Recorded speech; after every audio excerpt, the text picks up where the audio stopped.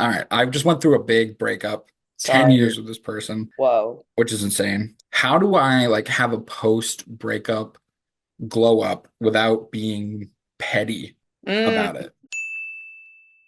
You know what I mean? yeah, I'm also I, going through a breakup, so I oh understand no. how you're feeling. Well, the post-breakup glow up is never about like if you're focusing on the other person, it's not really going to be a glow up because it's going to come through that you're doing it for their attention. Right. So the post-breakup glow up really comes from when you stop caring about what they think, when you want to just better yourself for you, when you're like, I want my life to drastically improve. See, that's the other thing. I had some stuff like in motion already, but I just worry that nobody's gonna believe me that the way it's lining up with the breakup that it's gonna look like it was for this for the person that Well, broke who up with me. cares what anyone thinks? That's the real glow up is stopping caring what anyone thinks. But what are the things you have lined up? Like, give me one example. Down to one soda a week. We're like cutting liquid calories way down. Love that. Intermittent I fasting. Those are all great. I Yeah. promise you that if you cut down to one soda a week or below, no one's going to go, "Are you doing that because of your breakup?" It's just going to be a positive thing. Yeah. Can I ask why you broke up? Weirdly enough, is like they basically were thought I wasn't being ambitious and like forward thinking enough. Hmm. And it's like it seems weird because like I'm now like I'm a worker I'm at a worker cooperative. We just bought the company that I've been working Congrats. for. Thank you. And so I'm like making way more money than I've ever made. And I'm like losing weight and all this stuff where I'm like, I thought I was I thought I was doing good on the forward Yeah. thinking stuff. And Yeah. it seems like, she's like selling her Google stock in 1999 right now. She's not seeing the bigger picture. Yeah. Yeah. Invest in the dip, right? That's what all the boys tell me. And I don't know Yeah. what it means and I don't want to know what it means, but I Yeah. just know it's true. Mhm. But here's the thing. I Yeah. think this happens to a lot of people because I've gone through breakups where this has happened where I'm like, I know I'm not perfect, but it's in motion. And I Mhm. do sometimes think that a person who you've been with through all the Mhm. hard times when you haven't been moving forward can, and this sounds very crude, but can be kind of dead weight. And I think Mhm. like you need to remove something in your life to make space for something better.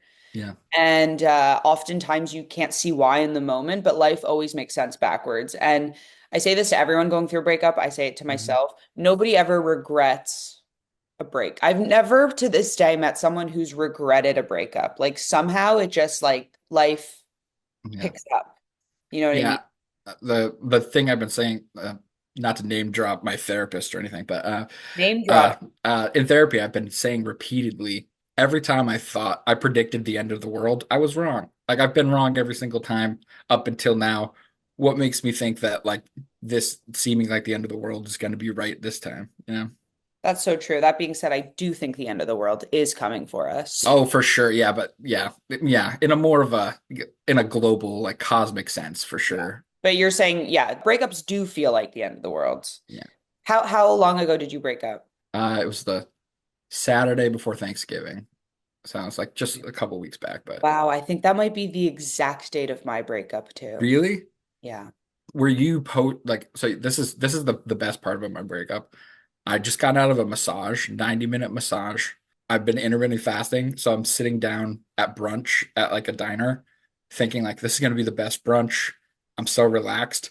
And then I get like a can we talk text like No, mid breakfast. no. And I was just like, "Hey boss, can we get a box? I gotta go like right now." We need to talk about something, which is that you can't send the "Can we talk" text. Like Yeah. that is illegal. If you want to break up with someone, just call them or Hmm. act normal until you're together. Because Yeah. "Can we talk?" All it does is make the other person incredibly Right. anxious. We Yeah, know it. especially like my partner also like my ex, I should say, knew I had like have terrible anxiety. So Yeah. like that like I was like, okay, that should have been a sign then. But I'm like, I think just put your head down and focus on work, and mhm, another relationship's just going to eventually happen, but it shouldn't yeah. even be top of mind right now. Well, okay. The other annoying thing about me is that I'm polyamorous. So I technically do have another relationship right now, Oh, was which is this your like, primary?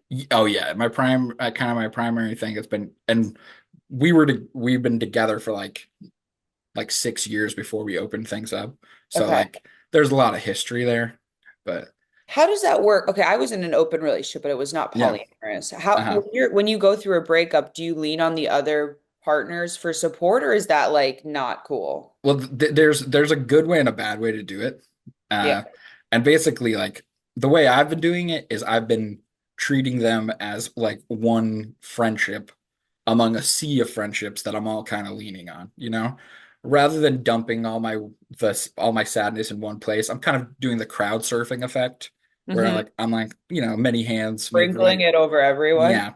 Because if you do just be like, oh, hey, now that I'm out of this other relationship, I'm gonna like escalate my other polyamorous relationship. One, they're gonna be like, oh, now that you don't have your other partner, I'm the hot shit, and like Mm-hmm. they're gonna feel kind of patronized. And Hmm. then the other thing too is like, it's you could also escalate things to a point where you're like, oh, wait a minute, this is more serious with this person than I really was ready for. Hmm. So it's really like not, it's kind of bad form, polyamorous Yeah. wise. Did you guys share any partners? No, we kind of avoided that. That was a weird thing for us. I mean, we had some threesomes and stuff, but like that wasn't like the same as like sharing a partner. Yeah. Yeah. Wow. What do you think is the hardest part of polyamory? Um, I think the hardest part of polyamory, I mean, the cute answer is being like, having to explain it to everybody all the time. Sure. But like the real answer, I think for me was like, um, was just realizing that like a lot of like the feelings that you get around jealousy and all that kind of stuff, realizing that that's learned behavior.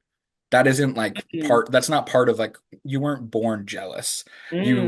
You learned it from TV shows, you learned it from your friends, you learned it from, in my particular case, growing up religious, Yep. which you learn all that stuff from Those from Christians, such petty, oh my, jealous they bitches. really are. Like even God is like no other gods before me, like which is like So true. it's kind What of a little petty. bitch. Seriously. If you're like really all that powerful, like me like flirting with Satan or whatever, it shouldn't really bother you all that much. And But who doesn't want to flirt with Satan?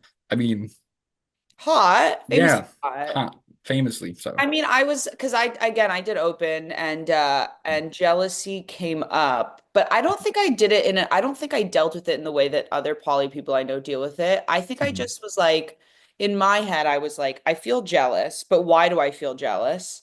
Well, And that's then a good question. I was like, what is underneath the jealousy? And then what I would ultimately always land on, at least with this partner that I was with, is like, I'm not threatened that he's gonna leave me for another one of these girls. Like I feel so strong in our connection that I'm Yeah. not jealous. There's no threat. So I'm jealous because of maybe they're younger than me, or maybe I think they're prettier than me, or whatever. And Mhm. those are all like me problems, right? That's all like my own Right. self-confidence. Would I do it again? Don't know. Don't know. It was a constant challenge. Right. Yeah, I think the kind of classic polyamorous or like non-monogamous trope is that like there's one person that wants to do it and then there's the other person Yeah. who's kind of doing it for them. Yeah. And in my partnership that wasn't the case. We kind of both like kind of wanted it at the same time and it Yeah. worked out. I hate to tell this to all the optimistic people out there that say like love is the most powerful emotion. Love has nothing on fear. Fear is the strongest emotion.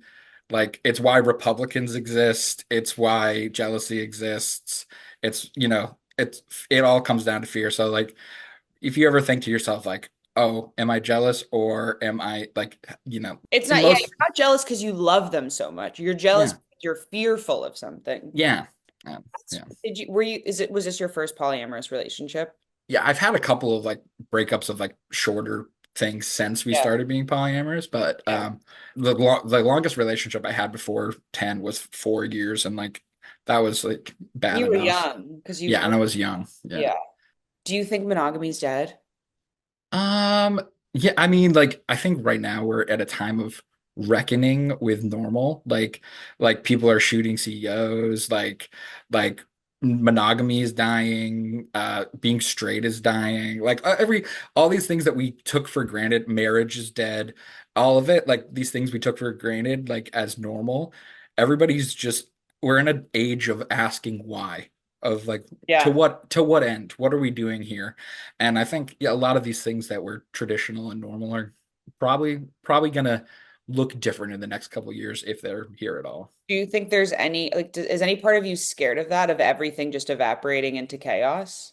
Like in a World War III kind of way, or Because I think to me, like what's always interesting is with things like being queer or mhm, polyamorous, these were always like we were queering what was normal. And so these yeah, things existed on like in the shadows and that's how they remained queer and out of the mainstream, right? right, And then yeah, once those things became part of the mainstream, once gay right. marriage became kind of Mhm. heteronormative in a way, right? In Yeah, the when they're way making pegging jokes on Family Guy, like, is it over? yeah, like I get why we fought to make these things accessible and accepted, but Mhm. now haven't now we just flipped it where it's kind of like Mhm. the very idea of queer people getting married under Yeah, the church and yeah, government is kind of like, well, now what are we doing? yeah. Like Because to me, now that we've got it's now not we've queer gotten anymore. right, we've gotten here and we're like, wait a minute, did we want this at all? Like, we don't like the church or like the institution, and Yeah, like we fought for this and like kind of screw this you're now. like But two lesbians standing in a church getting married. Like, girls, what are we mhm, doing right now? yeah. Like, That's what I kind of like. I think part of the Carpenter popularity thing was just like how straight she was. Like right. people were like, "Whoa, wait a minute! Everybody else is super gay, and Sabrina Carpenter is It was like, refreshing to people. yeah, Yeah. yeah, to be blonde So and straight." she's so blonde and straight and horny and I love her Yeah, for that. I think she's yeah. great. Bless Uh, her. bless her. Well, that's our 10 minutes, but it was so nice meeting you. Nice to meet you You're as gonna be well. fine. You're gonna be fine. Hmm. Just listen to sad music for one day Hmm. and then happy music. Listen to Sheryl Crow. That has been Oh, getting I every love Cheryl Crow. that'll get you through. All right, thanks, Deb. Nice meeting you. Bye.